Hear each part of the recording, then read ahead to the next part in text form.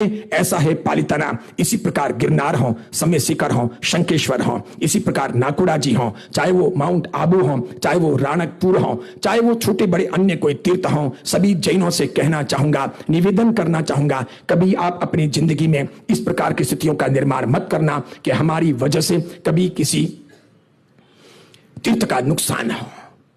कभी नहीं होना चाहिए। अब एक दूसरी बात कहता हूं, कैसी जैनों की एकता, कैसा जैनों का बल, कैसा उनका संकल्प, कैसी उस जमाने की यानी करीब 100 साल 90 साल पुरानी कैसी उन लोगों की ताजगी। आज तो हम कितने डरपोक, कितने बिखरे हुए, कितने खंड खंड, कोई कहते हैं हम बीजेपी के, कोई कहते हैं हम कांग्रेस के, कोई कहते हैं दोनों खराब हैं, कोई कहते हैं हम और किसी पार्टी के, कोई चुनाव जाते हैं, कोई चुनाव में जाते नहीं, कोई कुछ करते हैं, कोई कुछ करते हैं। कोसते सब चीज हैं, लेकिन एक होकर के निर्णय लेकर के कुछ सकारात्मक परिवर्तन लाने की दिशा में काम नहीं करते। सुनो आप, एक थे राजा राज बहादुर सिंह गोयल। ये ठाकुर थे, पालिताना के दरबार थे, पालिताना और पालिताना के आसपास के गांवों पर इनकी हुकूमत थी। तब अंग्रेजों का जमाना था। अंग्रेज यहां पर बिजनेस के लिए आ चुके थे, फैल चुके थे। दिल्ली, गुजरात, महाराष्ट्र, कर्नाटक सब जगह पर अंग्रेजों का राज हो चुका था, लेकिन रजवाड़ों को उन्होंने छीना नहीं था। तो अंग्रेजों के अंडर में वे रजवाड़े अपने अपने शासन का संचालन करते थे और जितना जितना अंग्रेज जाते थे उतना उतना उनको महसूल देते थे। उस जमाने के पालिताना के दरबार ठाकुर थे, ठाकुर बहादुर सिंह गोहिल। 40 साल का एक एग्रीमेंट किया गया था 1886 में, पीढ़ी ने किया था गोहिल दरबार के साथ कि हम आपको हर साल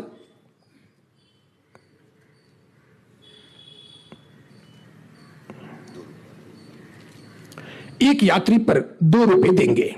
हर साल एक यात्री पर हम 2 रुपए आपको टैक्स के तौर पर देंगे। इस प्रकार का ऐसा एक एग्रीमेंट किया गया था।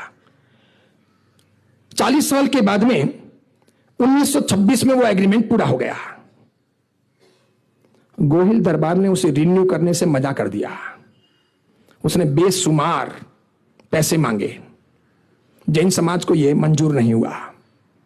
जैन समाज के लोग मिलकर के उस जमाने के काठियावाड़ के अंग्रेज पॉलिटिकल एजेंट वाटसन के पास गए, जो वायसराय का खास आदमी था, उसको मिले। वो और गोहिल दरबार दोनों मिले हुए थे, ये उसकी मुलाकात से पता चला। तो उसने भी अपने को कोई तवज्जो नहीं दी। अंततः निराश होकर सभी जैन अहमदाबाद आए। अहमदाबाद आकर के चांदनी चौक में रिलीफ रोड में एक आम सभा का आयोजन किया। हजारों की संख्या में अहमदाबाद के नगर सेठ, फिर इधर आसपास के बड़ौदा हो, राजकोट हो, जामनगर हो, लीमड़ी हो, भावनगर हो, सुरेंद्र नगर हो या और सूरत हो या फिर और कोई हो, सब जगह के लोग वहां पर पहुंचे। विशाल आम सभा आयोजित हुई। आम सभा में ध्वनि मत से प्रस्ताव पारित किया गया कि किसी को भी टैक्स भरना नहीं है और पालिताना जाना नहीं है। ये कब की बात है? 1926 की।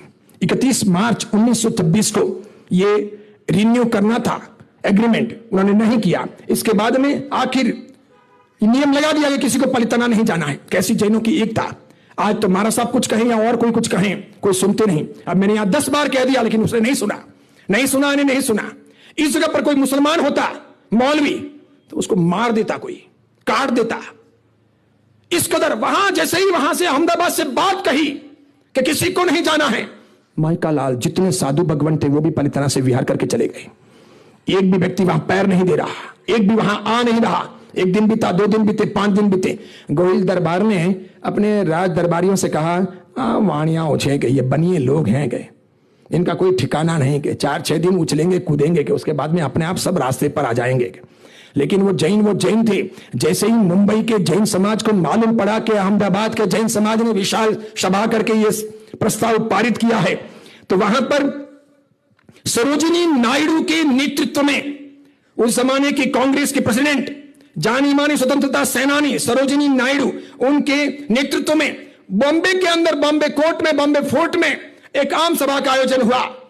समग्र मुंबई का जैन समाज इकट्ठा हुआ। सरोजिनी नायडू ने आवाज उठाई, सभी लोगों ने स्वीकार किया, प्रस्ताव पारित हुआ। हर हालत में अपने को झुकना नहीं है और पालिताना जाना नहीं है। अंततः थक करके 1928 में 2 साल तक इंतजार करने के बाद उस जमाने के वायसराय लॉर्ड इरविन ने जैन समाज के प्रतिनिधियों को शिमला बुलाया। ठाकुर बहादुर गोहिल कीका भाई सेठ, कस्तूरभाई लाल भाई, माणिकलाल मनसुखलाल शाह, ये सभी लोग जैन समाज के प्रतिनिधि के तौर पर शिमला पहुंचे। मीटिंग हुई। अंततः मीटिंग में उस वॉटसन ने, काठियावाड़ी पॉलिटिकल एजेंट ने और ठाकुर बहादुर सिंह गोहिल ने क्षमा याचना की और उन्होंने अपना प्रस्ताव वापस लिया।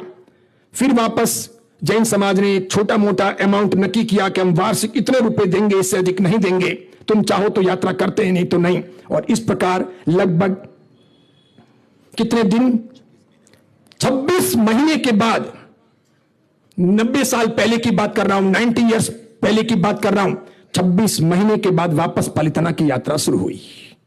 यह जैन समाज की एकता कि अंग्रेज भी झुके और ठाकुर बहादुर सिंह गोहिल को भी झुकना पड़ा। वॉटसन देखता रह गया। यह एकता जैन समाज की अखंडता, ऐसी जोरदार स्थिति। इस प्रकार के कई सारे पलितना से जुड़े हुए प्रसंग हैं। ये ऐतिहासिक प्रसंग हैं, इन्हें समझने जैसा है। समय अपना होने आया है 10:30। सभी को बहुत बहुत साधुवाद। सब सुंदर साधना कीजिएगा, अच्छे से आगे बढ़िएगा। कल सवेरे 8:45 सभी को पहुंचना।